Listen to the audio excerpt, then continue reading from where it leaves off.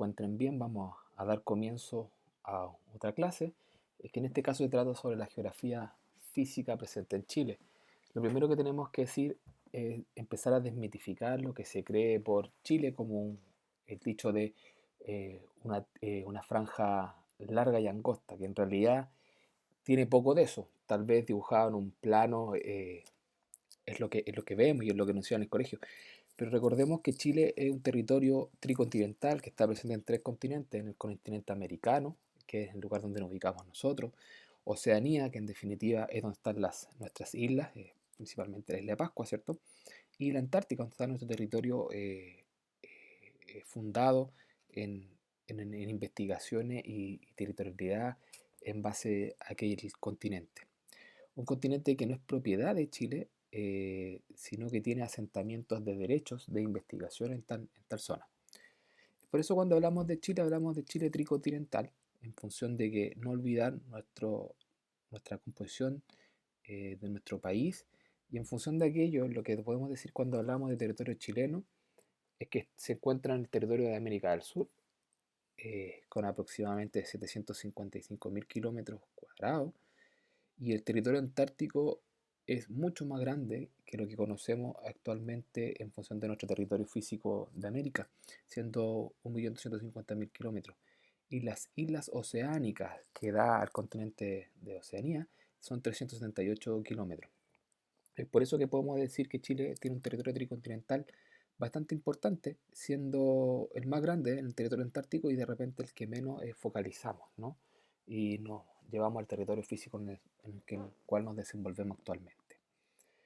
En función de los espacios marítimos, tenemos una línea territorial de 12 millas, una línea contigua donde efectivamente están las posibilidades eh, de aduana, de territorialidad internacional, pero de alguna manera que tiene una potestad jurídica sobre aquella.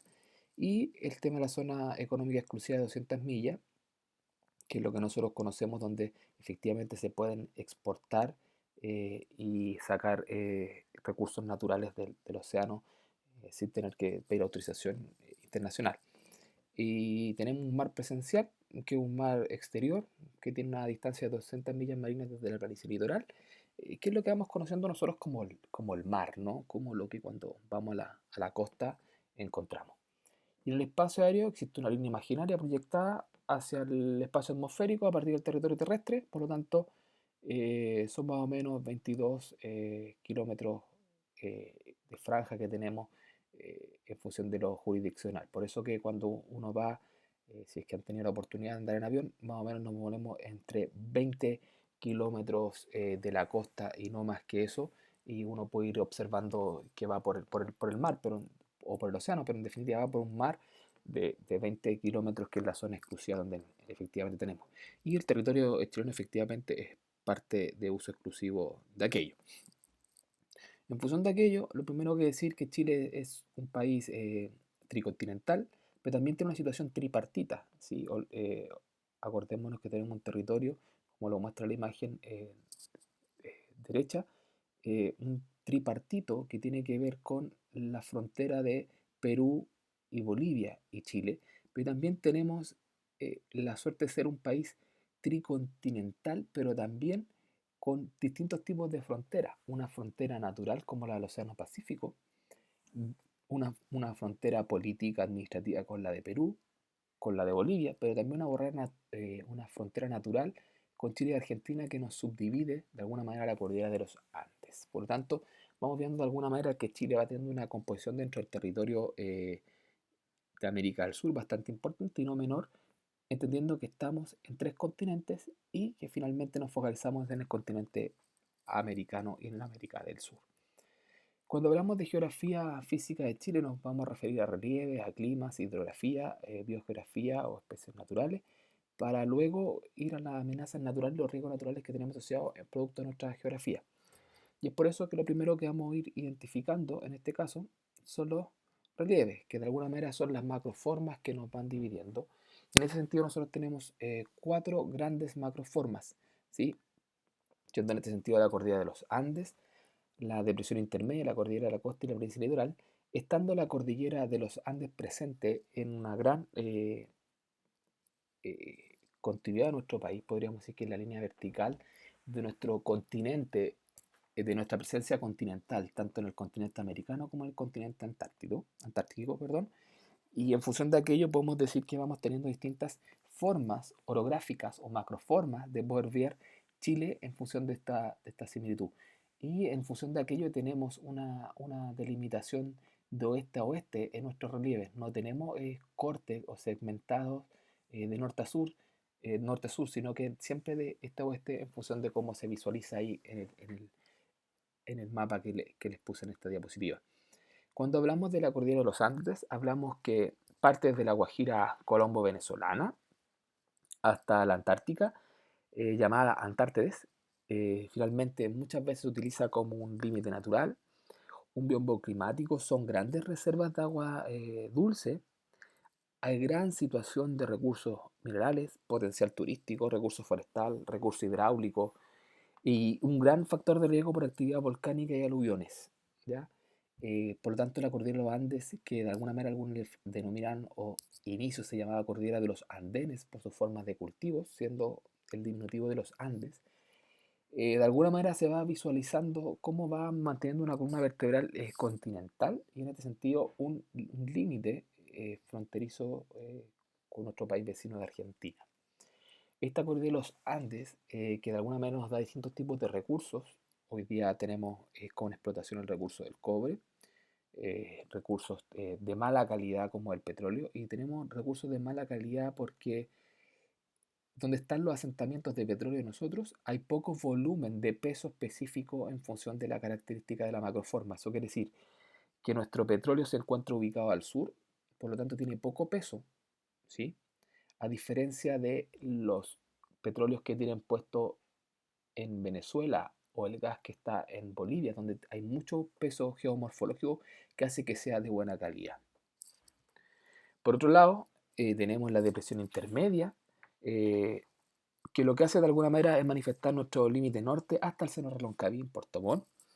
Facilita el asentamiento urbano, esta depresión intermedia permite la actividad agrícola y ganadera. En ella se encuentran importantes vías de comunicación del país, se presenta de manera continua desde el límite norte hasta el Golfo de Puerto Montt, ¿cierto? Hasta el Cerro Loncaví o Golfo de Penas, exceptuando, ¿cierto?, el norte chico con los cordones transversales que conocemos como el río El Quilimarí y Choapa. Finalmente se concentra gran población, tenemos valles donde efectivamente hicieron los asentamientos los españoles y en función de aquello se fueron dilucidando distintos elementos importantes en función de aquello. Por otra parte, la cordillera de la costa, un farellón costero tremendo, ¿cierto? Se presenta desde el cerro eh, Camaraca, al sur de Arica, hasta la península del Taitao. Funciona también como biombo climático, posee recursos minerales de menor calidad o de menor situación, grandes recursos forestales, facilita el desarrollo de la vegetación, alberga microclimas que favorecen la explotación agrícola y esta cordillera de alguna manera que nos ayuda como frontón a las condiciones climatológicas que se presentan acerca del Océano Pacífico y la situación que nos va utilizando en función de aquello. Por lo tanto, por esta cordillera a la costa pasan de alguna manera los vientos, pasan las nubes y de alguna manera se van desarrollando laderas de barbolento o aire húmedo ascendente, donde van transitando de alguna manera las nubes que van presentándose en nuestras regiones de depresiones intermedias. Las planicies laterales, por otra parte, forman parte de un farallón costero pequeño, es apto para el asentamiento urbano y establecimiento de ciertos puertos. Hay gran situación de recursos carboníferos, como el ejemplo del Golfo de Arauco, el Lota principalmente, sirve para la recreación y el turismo, está el cultivo de secano, permite construcción de carreteras y zonas desde la depresión intermedia, que se van interrumpiendo por algunos cordones donde nosotros vemos los túneles, y se presenta de manera discontinua a lo largo de Chile por los farallones costeros y las terrazas litorales que se van incluyendo, ¿sí? De alguna manera podemos decir que esta planicie litoral es la que va permitiendo la costa o los lugares de balneario de los que vamos conociendo. Si nosotros lo vemos a grandes formas, tenemos la planicie litoral, ¿cierto?, que es una franja pequeña, la cordillera de la costa, la depresión intermedia y la cordillera de los Andes, que en definitiva es como una rugosidad que se va produciendo.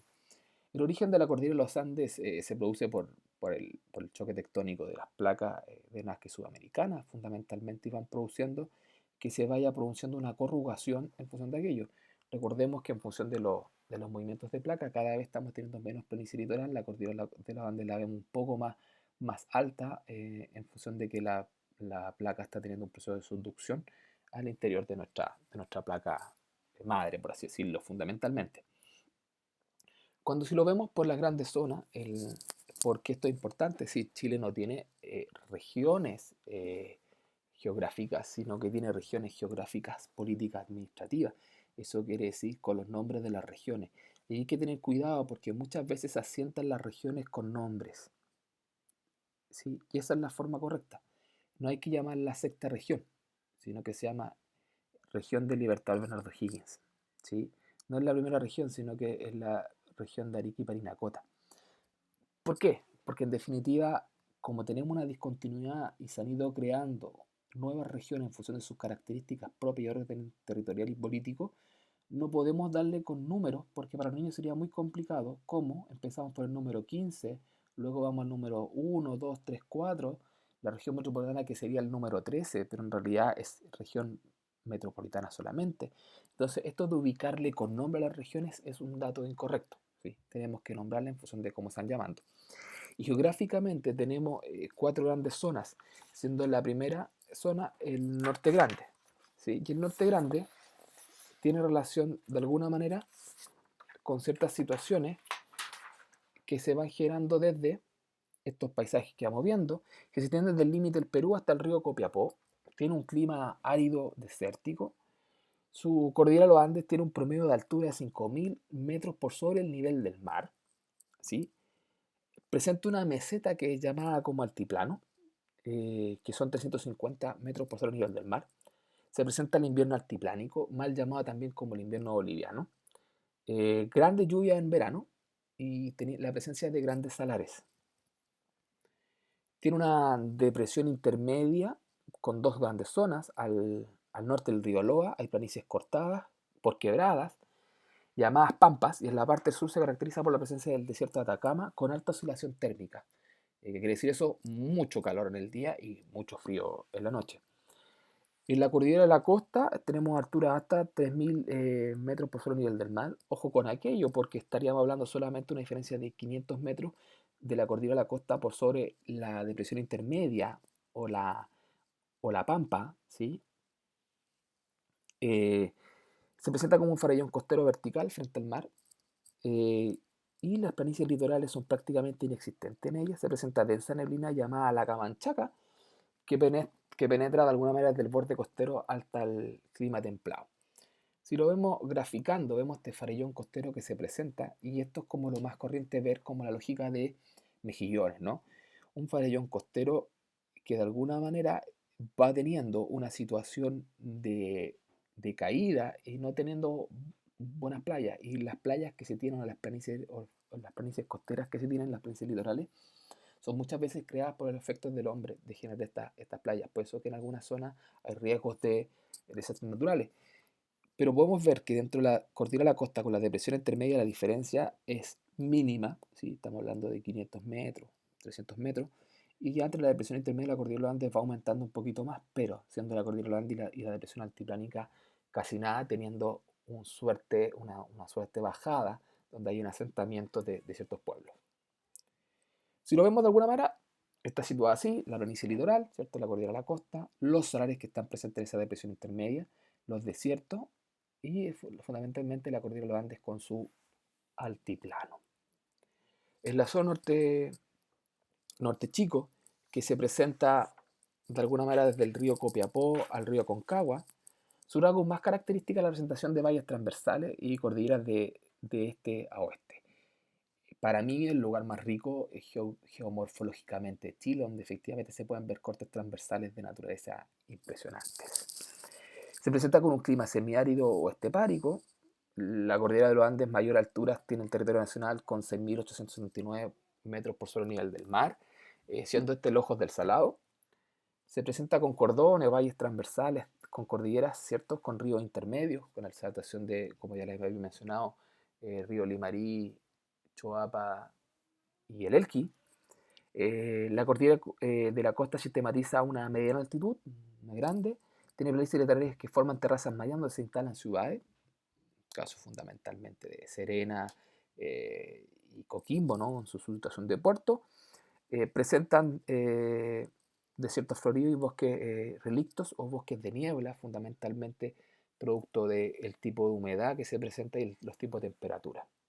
Son de alguna manera un perfil topográfico mucho más llano y proclive para una buena situación de costa, una gran planicie litoral con valles transversales adecuados, una precordillera muy incipiente en el crecimiento hacia la cordillera de los Andes, en donde uno va sintiendo que va llegando a la cordillera de los Andes, pero en definitiva está llegando solamente a la precordillera, como cuando va al Valle del Elqui, siente que uno estaría en la cordillera de los Andes, estamos trepando hacia la cordillera de los Andes cuando recién estamos en un lugar de precordillera, estamos pasando un valle transversal, una precordillera, ni siquiera viendo luces de la cordillera de los Andes porque está mucho más arriba. Y eso vemos la inmensidad de la diferencia del perfil topográfico de las distintas zonas.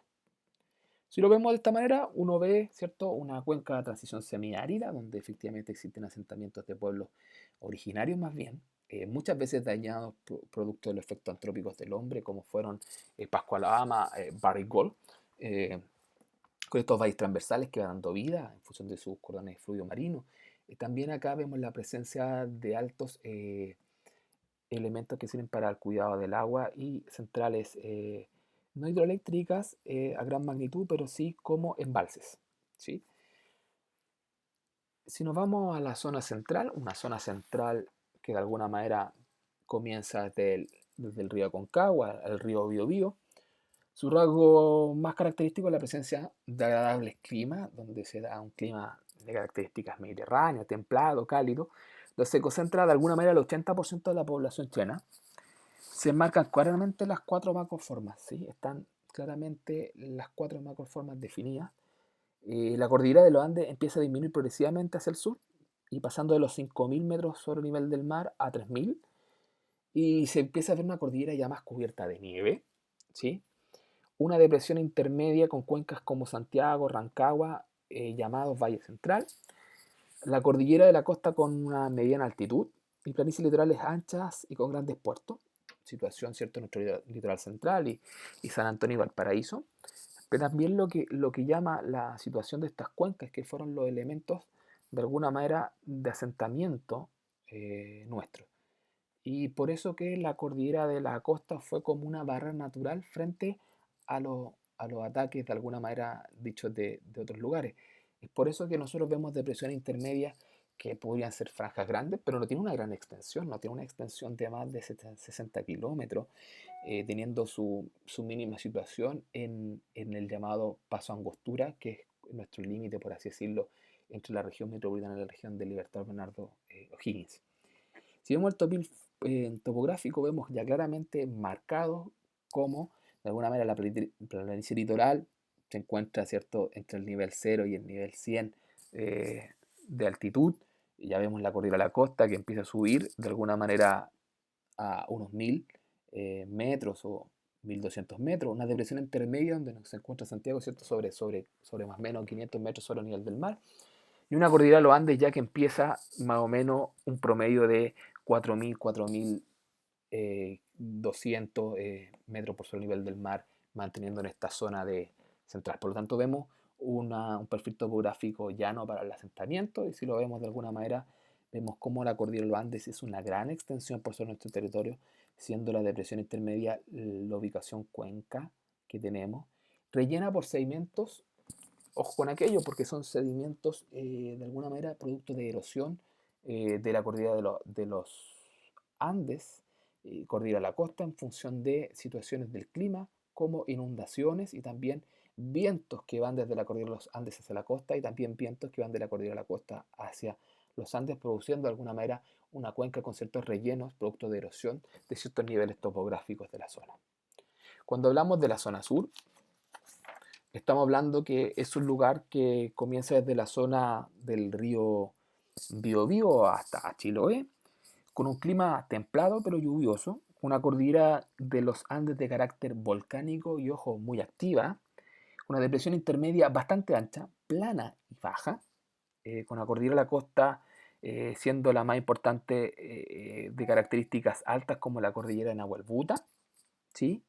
Planicie lateral es ancha al principio y luego se angosta, donde finalmente es cubierta por el mar en el Golfo de Ancud y presenta un bosque nativo siempre perenne, siempre verde, con una vegetación importante que causa esta zona características como los ríos y los lagos.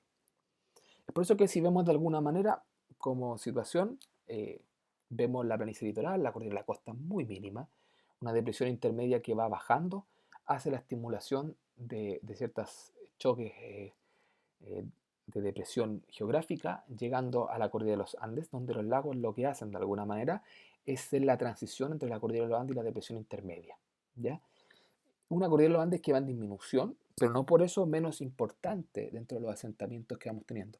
Si bien es cierto, muchos son efectos patagónicos, pero de alguna manera la cordillera de los Andes empieza a subducir, eso quiere decir estar más presente bajo tierra de lo que vamos viendo. Por lo tanto, vemos una precordillera incipiente donde están los volcanes, la cordillera de los Andes que está mucho más arriba, un llano longitudinal bastante amplio, pero bastante cortado por accidentes producto de la hidrografía o los ríos o los lagos, una cordillera de la costa incipiente, más bien como montañas, y una planicie litoral bien rocosa, bien natural y con poco efecto antrópico excepto por los puertos. Cuando hablamos de la zona austral, hablamos de alguna manera de un territorio que abarca de Chiloé hasta Magallanes, con un clima semiárido frío, con una cordillera de los Andes que se divide en dos sectores, ¿cierto? El sector occidental y las islas, y el sector oriental que es la Pampa Magallánica, ¿sí? Presentándose como paisaje desmembrado por el hielo y el mar, laberinto de montañas, islas, ventisqueros, fiordos y canales, que recuerdo ahí que lo dibujábamos nosotros más bien como muchos puntitos dentro de un plano, cuando teníamos que verlo en un dibujo de representación gráfica en los colegios, ¿sí?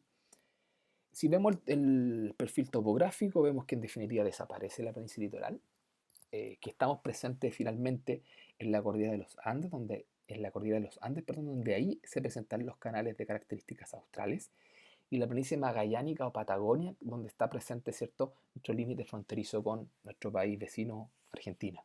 Por lo tanto, vemos de alguna manera que hay una presencia en la cordillera de los Andes importante, no en altura, pero sí en cauces de ríos, ciertos lagos, ciertos hielos y ciertos canales que hacen de alguna manera el traspaso a estas islas donde existe efectivamente investigación y existe también población chilena.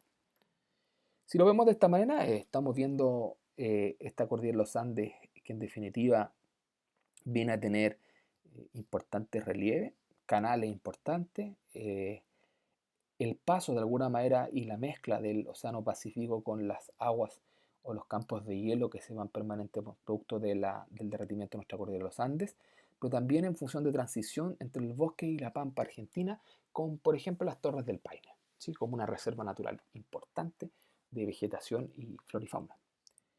Si comparamos los perfiles, vemos en definitiva que tenemos grandes diferencias de perfiles, siendo tres grandes importantes, la zona central, la norte y la austral, donde efectivamente vemos cómo de alguna manera la cordillera de los Andes está presente, pero cómo va adquiriendo una nueva forma, y esto va produciendo también unas nuevas formas de vida, tanto a nivel climatológica como de vegetación en flora y fauna.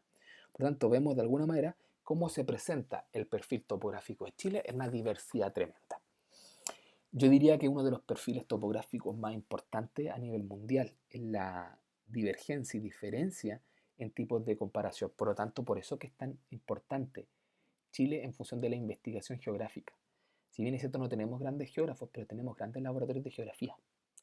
Y cuando hablan de tsunami o maremotos o terremotos o sismos de distintas intensidades, Chile se presenta como uno de los más importantes en función de los tipos de topografía que tiene y la divergencia y presencia de diversidades, tipos de movimientos que se originan en función de los movimientos de placa y en función de eso cómo van generándose estos perfiles. Por lo tanto, si nosotros vemos nuestra cordillera de los Andes es sumamente importante, ¿sí? Hablábamos donde nacía desde Colombia y Venezuela, siendo Mérida ahí un lugar importante, pero que va de alguna manera teniendo el cordón fundamental de la unión de nuestro continente latinoamericano, nuestra región de Latinoamérica o nuestra región de América del Sur, pero que sin lugar a duda marca una identidad importante. Para nosotros marca una identidad de límites y para otros marca un cordón central de otro tipo de límites fronterizos. una cordillera nevada, producto de su oscilación de altura, pero también de su oscilación de temperaturas en función a cómo está dispuesto Chile, en función de la radiación solar, en función de la cercanía y la lejanía entre la línea del Ecuador, ¿cierto? Y el territorio antártico, el continente antártico.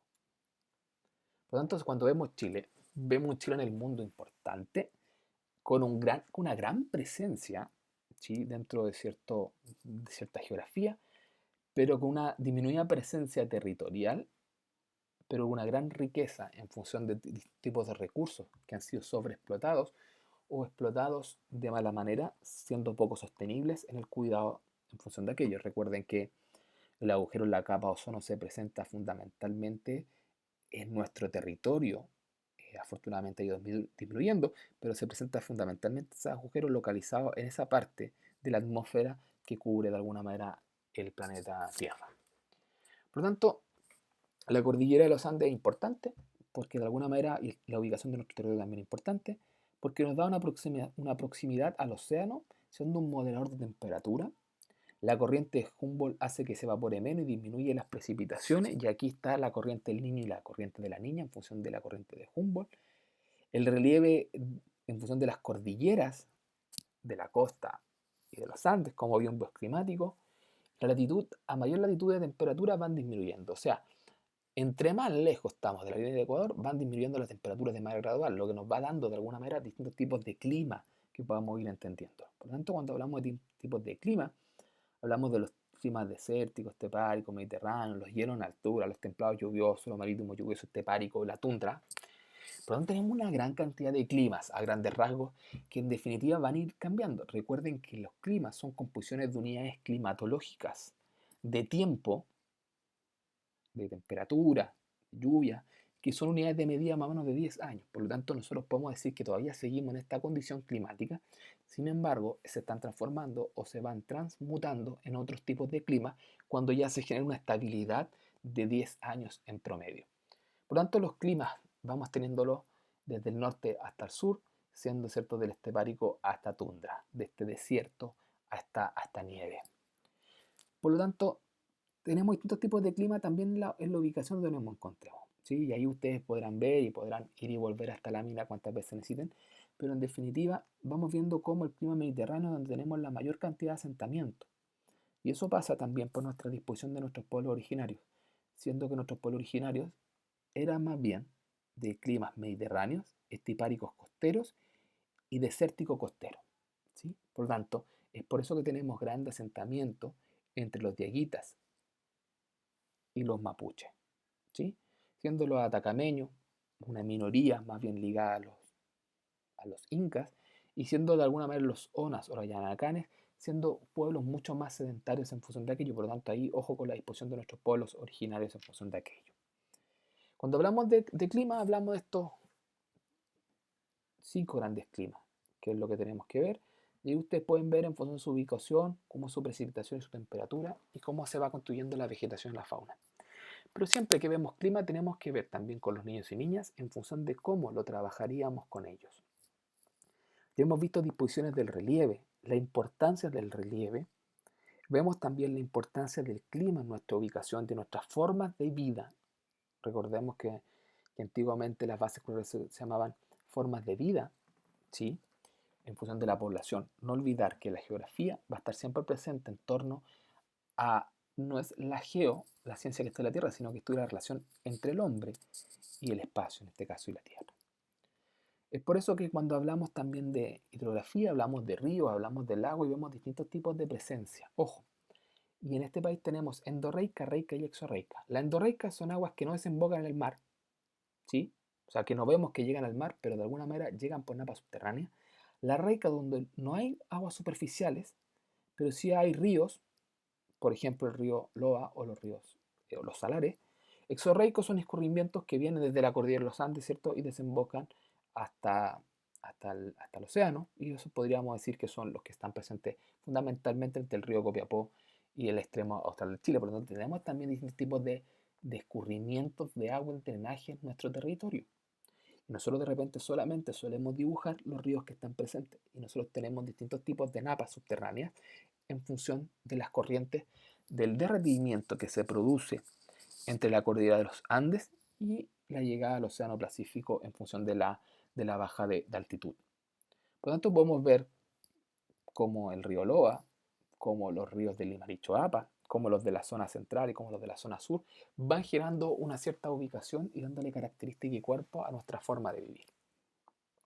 Si lo vemos a nivel de vegetación, vemos que nuestro país posee distintos tipos de vegetaciones, siendo xeromórficos, mesomórficos, hidromórficos, andinos y subantárticos, ¿sí? Por lo tanto, ojo con aquello, porque también tenemos, en función de las distintas zonas, como lo vimos, que podríamos decir que el primero, con la aridez, con mínima cantidad de agua, estaría mucho más ligado al norte grande, como xeromórficos, y los mesomórficos estarían más bien ligados a el norte, el norte chico, hidromórficos que estarían situados de alguna manera entre el bastión de la zona central y sur, el andino, que de alguna manera sería una oscilación que estaría presente en nuestra precordillera transversal, y los subantárticos con matorrales y pastos presentes en la Patagonia también y en las zonas de tundra de nuestra región.